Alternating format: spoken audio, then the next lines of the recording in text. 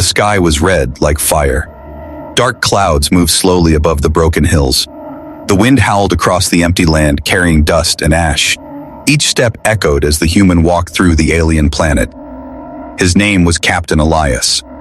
His spacesuit was cracked in places, and the screen on his wrist showed only 12% oxygen left. But he kept walking. There was no one else left. At least, he thought there was no one.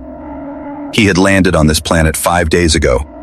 It was supposed to be rich with minerals, but what he found was silence. Endless silence. Ruins stood around him like the bones of a dead city. Tall towers had fallen. Streets were broken and filled with black sand. No lights, no sound, only the cold wind moving like a whisper through the ruins.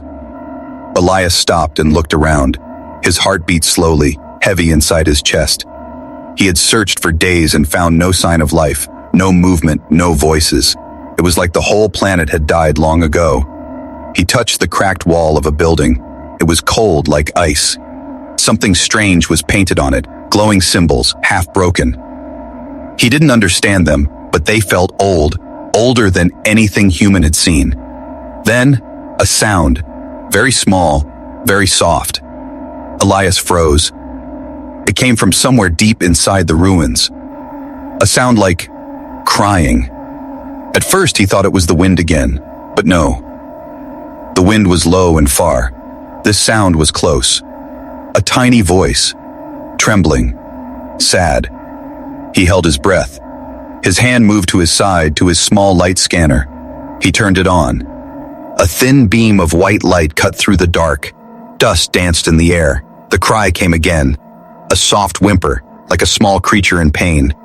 Like a child. Elias slowly followed the sound. He stepped over broken stones. His boots crunched on the cold ground.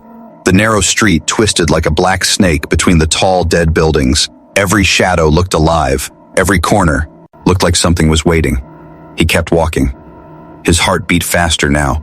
The cry grew clearer. He found a doorway, half fallen, leading into darkness. Inside, the air was cold and heavy. The place smelled like burned metal and old smoke. His scanner light shook a little in his hand.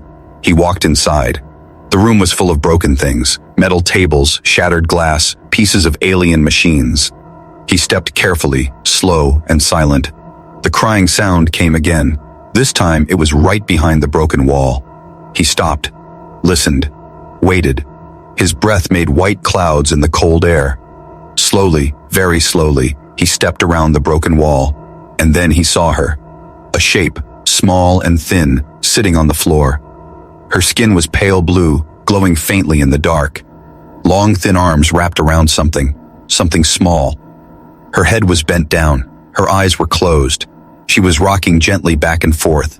In her arms, a tiny baby creature made a weak sound. Elias froze. He didn't move. He didn't speak. His light stayed still on the ground. The woman's eyes opened. They glowed like two small moons. She saw him, and her body tensed. Her arms pulled the baby closer. She hissed softly, a sound like broken glass. Elias raised his hands, palms open. "I'm not here to hurt you," he whispered. His voice sounded strange in the dead room. She stared at him. She did not understand the words, but maybe she understood the tone. Her eyes blinked slowly. She looked tired. Her body shook with weakness. The baby in her arms gave a soft cry, almost silent. The sound cut through Elias's heart. It was the first living voice he had heard in days, maybe the last. The woman looked down at the baby, then she looked at him again. Her glowing eyes were filled with fear, and something else. Pain, hunger. Elias stood very still. He knew if he moved too fast, she might run, or fight. Beasts, but she didn't move. She just sat, holding the small creature like a broken statue in the dark. The room was silent again except for the baby's weak breaths. Dust fell from the ceiling. The red light from the sky touched the edge of the broken wall. Elias slowly lowered his scanner. He looked at the strange mother and her child. They looked like they were fading, like smoke in the cold air. And for the first time since he landed on this world, Elias stood like a stone. His light stayed low on the broken floor. He didn't dare look straight into her glowing eyes. He only watched from the corner of his vision, a mother holding her child like a final shield. The alien woman moved a little. Her arms tightened around the baby. Her thin fingers trembled. Her breath came out in short, shallow waves. Her skin was pale blue but had deep cracks, like dry riverbeds. Tiny sparks of light moved under her skin, fading and returning, fading again. The baby in her arms was even smaller than he first thought. It was silent now. Only its chest rose and fell like a weak candle flame. Its head was shaped like a soft pearl. Its eyes were closed. Its little hands hung loose. Elias slowly lowered himself to one knee. He kept his hands open where she could see them. He remembered what his training had taught him. Never stare, never rush, never show fear. Aliens could smell fear. Maybe she could too. The woman hissed again, softer this time. Her body leaned back against the wall like she was trying to disappear into the stone. Her long shadow stretched across the floor and touched his boots. She was thin, too thin. Her bones pressed under her skin like sharp lines. Her eyes, once glowing like cold moons, were now dull, tired, empty. Elias looked around the room. Broken glass, twisted metal, old food containers. Empty. They were covered in dust and black sand. Some had strange symbols burned on them. All of them were dry, dead. There was no food here, no energy packs, nothing alive, nothing for her, nothing for the baby. And then from the woman's chest came a sound, a low growl. It was her stomach, a raw, hollow cry of hunger. She placed a hand on her middle like she wanted to quiet the sound, but her hand just trembled more. She closed her eyes, shame and fear mixing on her face. Elias's heart squeezed tight inside his chest. He knew that sound. He had made that sound on his third day here when his rations had run low, but he was strong, and she was not. She was fading. The baby stirred again. Its little mouth opened like it was trying to cry, but only a tiny squeak came out. Then its body went still again. Elias looked back at her. The woman opened her eyes and stared at him. Something in her eyes had changed. The fear was still there, but behind it was something else. Desperation, a silent scream for help. Elias moved his hand very slowly to the small pack at his belt. He didn't take anything out. He only placed the pack on the floor between them. Then he sat back, hands up. The woman's eyes followed the movement. Her body tensed like a bowstring. Her fingers curled around the baby. But she didn't move. They stayed like that. Silent. Two broken souls staring at each other across the ruins. A cold wind slipped through a crack in the wall. Dust danced between them. Elias's oxygen meter blinked 10%. He didn't care. The baby made a tiny cough. It echoed in the empty room. The woman flinched, then held the baby closer, like she could hide it inside her chest. Her cracked lips parted. A small sound came out, not a hiss this time, a whisper. It was soft, full of sorrow. The sound didn't belong to words. It belonged to grief. Elias didn't understand her language, but he understood her eyes.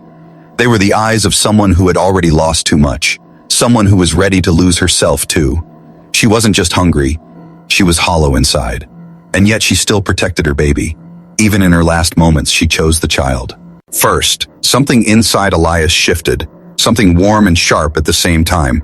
He thought about the dead cities outside. He thought about how she was still here, sitting alone among the bones of her world, refusing to let her baby die even while she starved.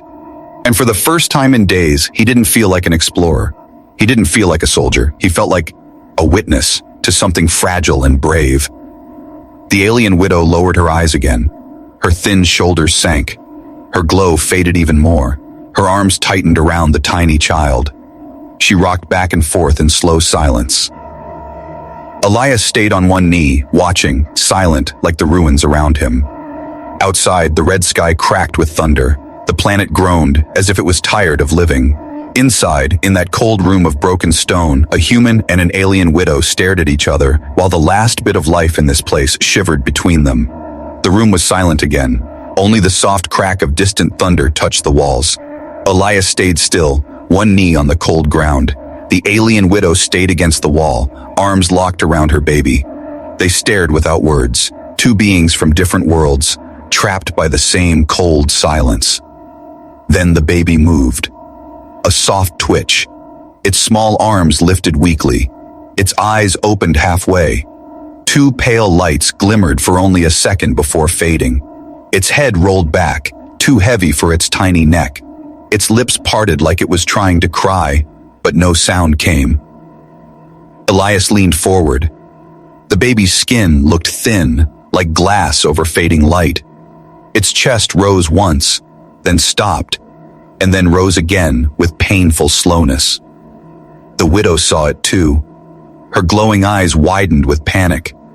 She pressed the baby closer, rocking faster, making low, soft sounds from deep in her throat, like a broken lullaby. But the baby didn't answer. Elias's heart clenched hard inside his chest. He knew this look. He had seen it on distant colonies. Starvation. The tiny flame of life shrinking to smoke. The widow's head dropped. Her shoulders sagged like a collapsing tree. Over. Tears gathered at the edge of her strange eyes. They didn't fall, they just floated, caught in the faint glow of her skin like tiny stars refusing to die. Elias's gaze drifted across the floor. Broken cans, empty dishes, shattered water tubes. Dust had eaten everything. There was nothing here, no food, no water, no hope. And then he saw her hands. Her long, thin fingers were shaking. Not from fear, from weakness. The bones stood sharp under her skin. Her nails were cracked. Her palms were gray. Every part of her looked like it was fading, like she was slowly turning into dust. A deep sound came from her stomach again, louder this time. It echoed off the cold stone, a dry, hollow cry. She winced at the sound, like it was something shameful. She wrapped her arms tighter around the baby, hiding her own hunger behind the child's tiny body. Elias couldn't move. He just stared at her, this dying mother still choosing her baby first. He thought about himself. He had been on this planet for 5 days. His food packs were almost gone. 1.5 packs left, enough for 2 days, maybe 3 if he stretched it. He had planned to reach his broken shuttle tomorrow. If he missed it, he would die here too. His hand slowly touched his food pack at his belt. It felt heavy, not with weight, with choice. He pulled his hand away fast. He couldn't do it. He told himself, she's not human, she might attack, she might not even understand. And if I die, no one will tell Earth what happened here.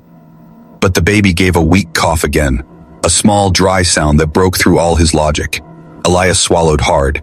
His throat felt dry as sand. His chest hurt. He tried to look away from them, but his eyes kept returning to that tiny life fading like a dying star. The widow lifted her head. She stared at him with glowing, dull eyes. Her lips moved. No words came, just air. Her face, it said what her voice could not. Help. Elias's hands trembled. He wanted to speak, but his mouth felt frozen. The wind howled outside. Dust blew in through the cracks. The red light from the sky fell across her face, and for a second she looked like a statue of broken hope, holding the last light of her world in her arms.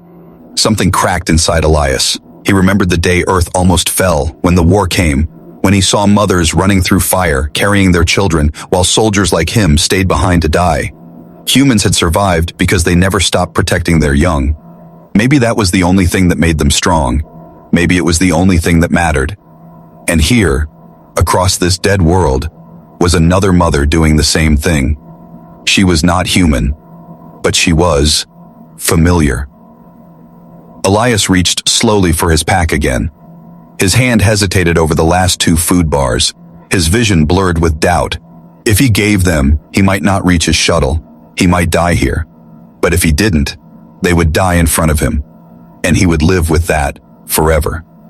The baby stirred again, made a tiny, weak squeak, and went still. Elias closed his eyes for 1 long second. Then he opened them.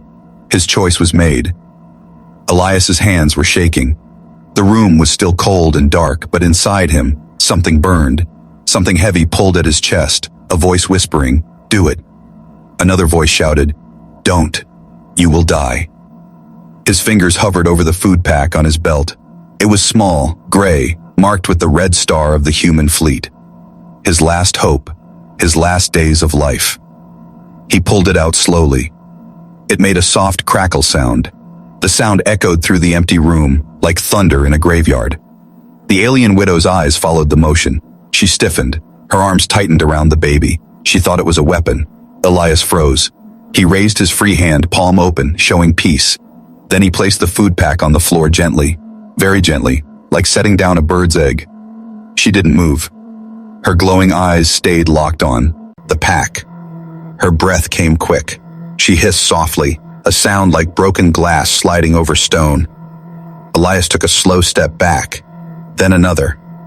He knelt low to show he wasn't attacking. His voice was soft and warm. "It's food," he said. "Food for the baby." She didn't understand the words, but maybe she understood the tone. Her eyes flicked from him to the small gray pack and back to him again. The baby gave a weak twitch. A thin squeak left its mouth. Her whole body flinched. The widow's stomach growled again, loud this time. She winced. She looked at the food pack like it was fire. Her fingers trembled. Elias stayed still. He didn't blink. He just watched. The air felt thick, like time itself was holding its breath. She moved. Slowly, like a shadow sliding across the floor, she lowered her long, thin hand. Her fingers touched the edge of the pack. They trembled hard. Then she froze again, eyes locked on Elias, waiting to see if he would strike. He didn't move. He only nodded once, slow. She dragged the pack closer. It scraped softly on the stone. She pulled it to her chest and sniffed it carefully. The baby stirred weakly in her other arm. Then, with a sharp twist, she tore the pack open. A small bar of dry brown nutrient food fell into her palm. A smell of bitter fruit filled the air. Her eyes widened. Her lips parted. She didn't eat it. Instead, she broke it into tiny pieces with her shaking fingers and placed the smallest piece at the baby's mouth. The baby opened its mouth weakly, as if it had done this long ago and forgotten how. It sucked on the piece. It chewed, barely, then swallowed. A faint glow lit under its thin skin. Elias's breath caught. The glow spread through the baby's small body like gold veins waking inside stone. Its eyes opened a little wider. Soft light danced inside them. The widow made a sound, a gasp mixed with a sob. She gawped. For the baby another piece, and another. Each piece lit the baby brighter. Each swallow brought more color to its skin. Its small arms lifted, weak but moving. Its eyes blinked fully open for the first time. It looked at her. It looked at her, and made a small happy chirp. The sound was soft but clear, like the first song of morning. The widow froze. Her eyes widened. Then, slowly, they filled with light again. Tears gathered at the corners, floating in the glow of her skin. She turned her face away and let the tears fall down her cheeks. They drifted off her skin like silver rain in slow motion. Elias felt his own throat tighten. He didn't move. He didn't speak. He only watched as something broken began to heal right in front of him. The widow placed the baby gently on her lap. Then she took a tiny bite of the bar for herself. Her body jerked from the taste, then relaxed. Her chest rose deeper. Color returned faintly to her pale skin. She ate slowly, bit by bit, like someone who had forgotten how to eat and was learning again. Her glowing eyes kept glancing at Elias, not with fear now, with wonder, with something almost like trust. He gave a small smile, tired but real. "You're welcome," he whispered. She didn't know the words, but she seemed to understand. She pressed her long hand against her chest and made a soft sound from her throat. It was not a hiss. It was low and warm like wind through leaves. A word, a name maybe. Or maybe it meant something else. Maybe it meant thank you. The cold room was no longer silent. Soft sounds filled it now. Tiny breaths, slow chewing, a faint hum from the alien widow's chest. It was not music, but it was life. Elias stayed where he was, kneeling on the cracked floor. His eyes never left them. The baby had finished the last crumbs of the food bar. Its eyes were wide now, two soft spheres of light, glowing gently like small stars underwater. Its skin no longer looked like glass. It looked warm, alive. It reached its small hands toward its mother's face, making quiet chirps. "Ia." A sound was full of new energy, soft but sharp, like drops of rain on stone. The widow watched her child as if she was seeing a miracle. Her long hands shook when she touched its tiny arms. Her lips parted. She let out a sound, half sob, half laugh, and covered her face. Her shoulders trembled. Her whole body bent forward. A sharp gasp cut from her chest, as if she had held her breath for years and only now remembered how to breathe. Tears fell from her glowing eyes. They did not fall like human tears. They floated from her cheeks, silver drops that sparkled in the dim red light, then drifted slowly down to the cold floor and vanished into mist. Elias stared, silent. His throat felt tight. His heart was pounding heavy and slow, like distant drums. He had seen many things in his life: wars, explosions, empty worlds. But he had never seen this, a soul breaking and healing at the same time. The widow wiped her face with her thin arm. Her glow was brighter now, warm instead of cold. She placed both hands gently on the baby's small chest and whispered something in her language.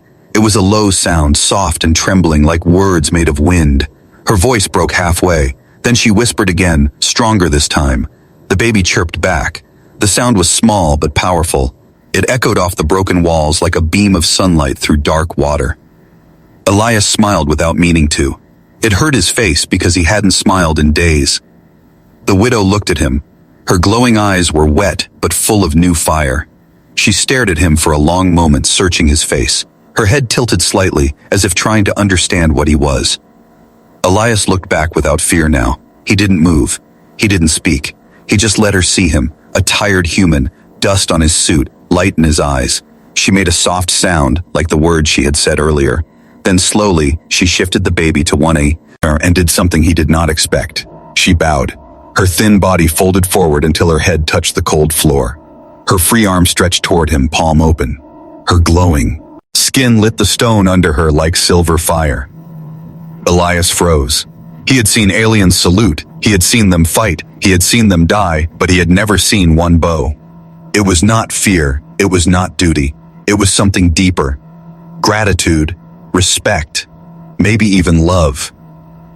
The baby gave a soft laugh, like a bubble breaking the surface of water. Its light shimmered brighter. Elias felt heat behind his eyes. He blinked fast, but one tear escaped, sliding down his cheek into the dust. The widow lifted her head again. She looked calm now, tired, but calm. She pulled the baby close to her chest, and the baby curled into her warmth, glowing softly like a tiny sun inside her arms. Elias took a slow, deep breath.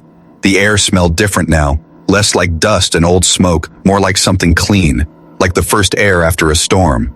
The widow placed her long hand gently on the floor between them and gave a single slow nod. It was clear. She understood. He had given them life, and she was giving him trust. Elias nodded back. His voice was soft and rough. "You're safe now," he whispered. She didn't know the words, but maybe she felt their shape in the air. The wind outside had stopped howling. The thunder was far now. The red light from the broken sky fell through the cracks above them and landed on the widow and her child. For the first time, the ruins did not look like a grave. They looked like the beginning of something new. The ruins were quiet again, but it was not the cold silence from before. It was softer now, like the hush of a cradle after a lullaby. Elias stayed kneeling on the cracked stone floor. The alien widow sat across from him, her thin arms wrapped gently around her glowing child. They watched each other, through the thin dust in the air, two small islands of life floating in a dead sea. The baby had curled against her chest. Its light had softened now, no lie. Anger fierce but warm, like the color of dawn. Its tiny breaths made her chest rise and fall in a steady rhythm that seemed to calm the whole room. The widow's glowing eyes were different now. They were no longer sharp, no longer afraid. They were soft, searching, curious. Elias took a slow breath. The air still smelled of old smoke, but it also carried something new, a faint sweet scent from the food bar she had eaten. It mixed strangely with the dust, like the first flower blooming through ash. He raised one gloved hand and slowly tapped his chest. "Elias," he said quietly. "My name is Elias." She blinked. Her head tilted. She stared at his chest, then back at his face. She made a soft hum, like the sound of wind inside a hollow stone. Then she placed her long fingers on her own chest. A soft glowing ripple ran across her skin. She said something, a short word, sharp and musical, like two raindrops hitting glass. Elias smiled. He didn't understand the word, but he knew what it meant. It was her name, her true name.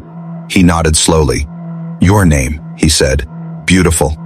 She watched his mouth as if trying to understand the shape of his sounds. Then she made another soft hum, deeper this time. She pointed one finger at him.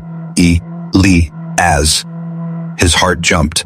Her voice was broken and rough, but the sound of his name was clear inside it, like a spark in the dark. "Yes," he whispered, his smile trembling. "Yes, Elias." She blinked once, slow and graceful. Her eyes glowed brighter for a moment, as if proud of herself. The baby stirred between them, made a soft laugh like a bubble popping. The sound made both of them glance down. Elias felt his chest grow warm. He had been on this dead planet for days, thinking he was the last living thing here. Now, there was laughter again. A sound that didn't belong to sorrow, a sound that belonged to life. He wanted to reach out and touch the baby's small hand, but he didn't. He knew sudden moves might break this new fragile peace. Instead, he lowered his head slightly, his way of showing trust. His helmet's cracked visor caught the baby's glow and threw soft light across the walls. The widow saw his motion. Her eyes softened even more. She lifted one of her long, thin hands and slowly, very slowly, stretched it across the space between them. Elias froze. Then, just as slowly, he lifted his gloved hand and met hers halfway. Their fingers didn't quite touch. There was a thin line of air between skin and glove, but still, it felt like touching. For a long moment, they stayed like that. The baby watched, silent and glowing like a small star between two worlds. The widow made a sound, low and soft. "Friend." Elias blinked. She tried again, shaping the word carefully. "Friend." Elias's chest tightened. The word hit him like a beam of sunlight. It was broken, but it was real. He nodded fast, his voice rough and quiet. "Yes, friend." She let her hand fall back to her side, her glowing eyes calm now. She held her baby closer, and the baby curled into her arms, safe and warm. For the first time, Elias did not feel like a stranger here. He didn't feel like an explorer or a soldier or a lost man on a dead world. He felt like he belonged, even if only for this moment. The wind outside was quiet. The red sky glowed soft beyond the broken walls. Dust floated gently like slow snow. Elias stood slowly, careful not to seem sudden or loud. He looked around the ruined room one more time. It didn't look so dead now. The glowing mother, the tiny star of her child, and the word friend had changed it. It felt like the first spark of a new world was hiding here, waiting to grow. The widow looked up at him. Her eyes were calm, almost kind. Elias touched his chest again. "Friend," he said. She mirrored him, touching her chest. "Friend." The baby made a small happy squeak, as if agreeing. And in that silent, ruined city where death had ruled for so long, it's from two worlds, met in peace. The red sun was falling behind the broken towers. Its fading light painted long shadows across the ruins. Dust floated like gold threads in the air. Elias stood near the edge of the shattered wall. The alien widow sat behind him, holding her glowing baby close. For a moment, the scene almost looked like a family at rest, even if they came from two different stars. He turned his head and gave her one last smile. It was small, but it carried all the warmth he had left. "I have to go," he said softly, though he knew she did not understand his words. But maybe she could feel them. She tilted her head. Her glowing eyes followed him quietly. There was no fear now, no anger, only calm. Elias tapped his chest again. "Elias," he said, then pointed gently at her and whispered her name as best as he could pronounce it. Her eyes brightened at the sound and she lowered her head in reply, their silent way of saying goodbye. He turned, boots crunching on the cracked stone. The air outside was colder now, and the wind carried a slow whisper through the hollow bones of the city. As he walked away, his mind was full of thoughts, strange soft thoughts. He had come to this world to collect data, to survive long enough for rescue, but he had found something else instead. He had found life. Not just life that breathes and moves, but life that hopes, life that cries, life that glows when you give it kindness. He kept walking, his figure growing small against the wide, ruined horizon. Behind him, the widow watched from the doorway until he disappeared in the orange haze. Silence fell again, but it was not empty silence anymore. It was the silence of seeds buried in soil, waiting to grow. Inside the ruined chamber, the alien widow held her baby closer. Its light pulsed softly like a sleeping heart. She hummed low, a gentle tone like falling rain. But as the baby listened, its glow began to change. Brighter, warmer, stronger. Tiny sparks of golden light floated off its skin and drifted into the air. They danced like fireflies, then sank into the cracks in the stone. The widow blinked. Her hum faded. She looked around slowly. The dead walls were glowing. Soft lines of light were crawling across them like veins waking under skin. The ground trembled so softly it was almost like breathing. She stood slowly, her thin legs shaking. The baby opened its glowing eyes. Inside them, new colors were swirling: blue, gold, silver. Stars. The air changed. It grew warmer, full, alive. Outside, far away, Elias walked across the dry plain without looking back. He felt a soft vibration under his boots, but thought it was just the wind. He kept walking, humming a small tune to keep himself calm. Behind him, the city was waking. Broken towers began to shine with thin golden threads. The black dead plants sprouted faint sparks of light on their tips. The cracked ground glowed faintly, like something sleeping beneath it was turning over. The baby laughed, a clear bell-like sound that echoed off every broken wall, and the ruins answered. Old machines buried in the dust hummed weakly. Hidden panels flickered. Long-dead lights shivered back to life for the first time in centuries. The widow's eyes widened. She whispered something in her own language, a word full of awe. Her baby glowed like a small sun. Light spread from its tiny body, like ripples across water, washing over the ruins. Where it touched, dust fell away, and ancient patterns woke beneath. This city had died long ago, but something inside it had been waiting for a spark. And now it had found one, not in soldiers, not in conquerors, but in kindness, in a small act of giving, in a human. Far ahead, Elias climbed a rise and stopped to catch his breath. The cold wind bit his face. He looked at the fading sun and whispered to himself, "I hope they survive." Behind him, the horizon flickered. A faint golden glow rose behind the Rui, Ned towers like a second sunrise. But Elias did not see it. He kept walking toward the dark hills, his figure growing smaller against the endless plain. The golden glow spread higher, brighter, like veins of starlight pouring through broken stone. The city pulsed once, as if taking a slow, deep breath, and in that breath, an ancient world stirred awake. So the man who gave away his food walked alone across the dust, never knowing that behind him, life itself had returned to a dead planet. Because of him, because of a human, because sometimes one act of kindness is enough to wake the stars.